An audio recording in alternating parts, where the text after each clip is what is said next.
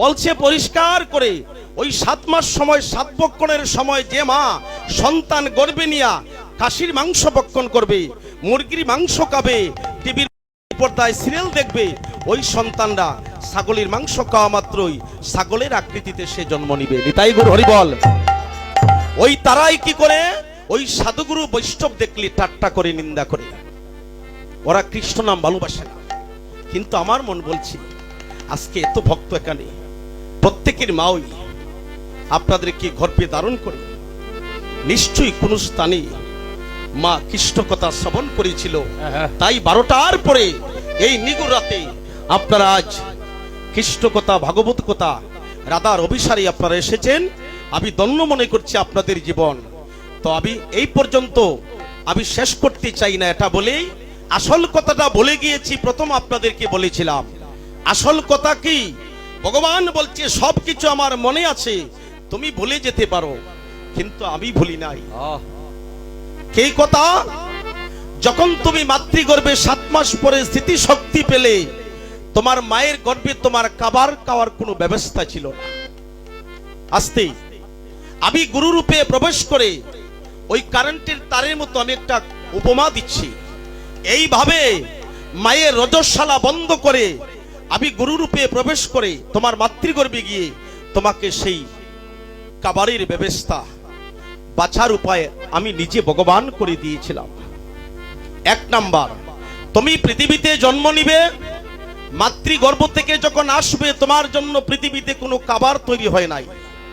তোমার মাতৃগর্ভে থাকা সত্ত্বেই তোমার মাতৃস্তনের মধ্যে তুমি আসার আগেই আমি এমন একটা মিষ্টি জাতীয় বস্তু মিশ্রিত করে মায়ের স্তনে চিত্র রেখে এমন একটা বিশুদ্ধ খাবার তোমার জন্য তৈরি করে রেখেছি, যে খাবারের মধ্যে কোনো জীবাণু ঢোকার বিকল্প রাস্তা নাই।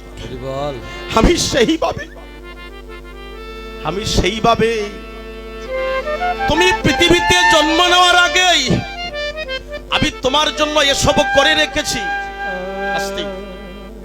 আমি এগুলা তৈরি করে রেখেছি। এটা কোনো ডাক্তার, কোনো বৈজ্ঞানিক, কোনো বিশেষজ্ঞ মানুষ মাতৃগর্ভে থাকা সত্ত্বে মায়ের স্তনে যে খাবারটা তৈরি করা হয়, এটা ভগবান বলছে আমি ছাড়া এত প্রশস্ত খাবার, এত শুদ্ধ খাবার পৃথিবীতে কেউ তৈরি করতে পারে না। এটা আমি দিয়েছিলাম। যে খাবার সারা জীবন খেলে তোমার লালসা যাবে না। দেখবেন মাংস, সাগন্য, দুধ ভাত, আমরা যে ভালো ভালো খাবার পৃথিবী থেকে খাই, 1 দিন 2 দিন 3 দিন খাওয়ার পরে আর ভালো লাগে না। কিন্তু মাতৃস্তন, একটা গানের ভাষায় বলেছিল নকুল, যে 1 জন্মে মায়ের দুগ্ধ খেলে যতদিন, 1000 জন্ম সাধন করলে সুদ হবে নারী। তোমার 1 জন্মে, 1টি জন্মে এত বিশুদ্ধ খাবার তোমরা খেয়েছো, যে খাবার তোমার জন্য আমি তৈরি করে রেখেছি। তখন তুমি হাত জোর করে বলছো, গোবিন্দ মায়ের অন্ধকার থেকে আমাকে মুক্ত করো, আমি এই অন্ধকারে আর থাকবো না প্রভু, আমাকে অন্ধকার থেকে তুমি মুক্ত করিয়া আমার মাকে উদ্ধার করো দয়াল।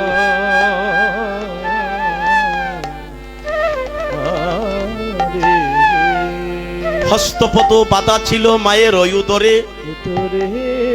এই যে এত মানুষ পৃথিবীতে আসলো, মাতৃগর্ভে সবাই তো ছিল, হাত পা বাধা ছিল।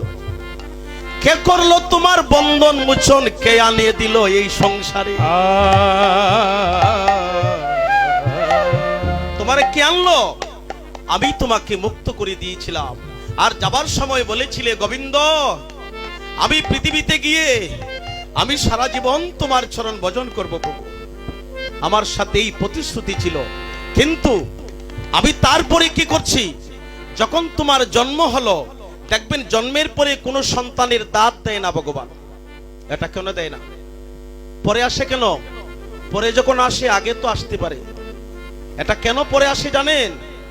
ভগবান বলছি আমি জন্মের পরেই সন্তানকে দাঁত দেওয়া হয় না কেন? ওই সন্তানটা জন্ম নেওয়ার পরেই মায়ের সাথে তার সম্বন্ধ পরিচয় নাই। দেখেন কত চিন্তা করে মানুষ সৃষ্টি করছে ভগবান। জন্ম নেওয়ার পরে সন্তানটা তো মাকে চিনে না। কে মা, কে ভাই, কে বাবা চেনে? সে তো চিনে না। তো ওই অচিন দেশে যাওয়ার পরে মা যখন সন্তানের ওর বদনে যখন মা স্তন দিবে, যদি আমি প্রথমেই তাকে দাঁত দিই, মাকে তো চিনে না, যদি মাতৃস্তনে সে কামড় দেয়, তাহলে আমার জনম দুঃখী মা কষ্ট পাবে। আমি দেব যখন মায়ের স্তন খেতে খেতে মায়ের সাথে যখন সম্পর্ক হয়ে যাবে, তখন কিছুদিন পরে দাঁত আসে, এটাকে বলে দুধের দাঁত। কত চিন্তা করে ভগবান সৃষ্টি করছে মানুষ। যাও, তোমাকে পাঠিয়ে দিলাম, আমাকে ভজন করিও, কিন্তু এটা মনে রাখতে হবে, এসেছো ববে যাইতে হবে, তার করেছ কি? মহাজনে জিজ্ঞেস করলে মন জবাব দিবে কি?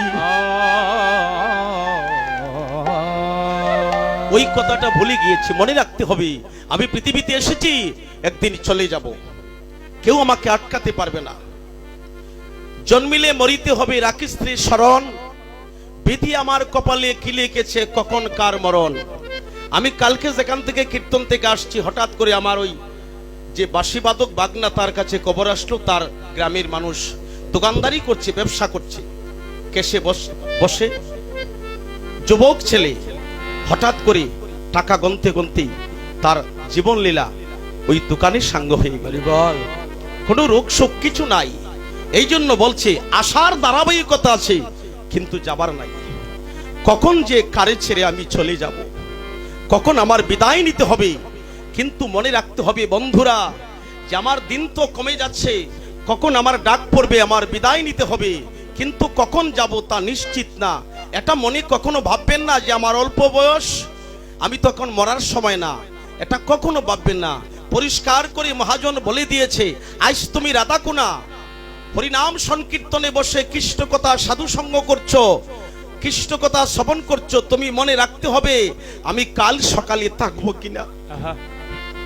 আমি আজকে আছি, আমি কাল সকালে এই পৃথিবী ছেড়ে চলে যেতে পারি।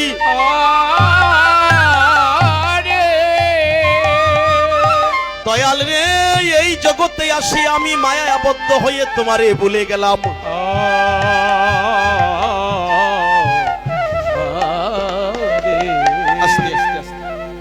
সবাই নীরবতা পালন করছে ভক্ত এলাকাতে। এখন আমার প্রার্থনা হলো কি, কোন গুরু যদি শিষ্যর বাড়িতে মন্ত্র দিতে যায়, গুরু প্রথম ডাক দিয়ে বলবে তোমার মা বাবা কোথায়। আমার একটু আলোচনা রাখতে হবে। এখন অনেক সন্তান মা বাবাকে কষ্ট দেয়। আমি সমস্ত মানবের তরে যেটা ধর্ম কথা না হয় আমি আলোচনা করব না, আমি যুবক বন্ধুদের দিকে লক্ষ্য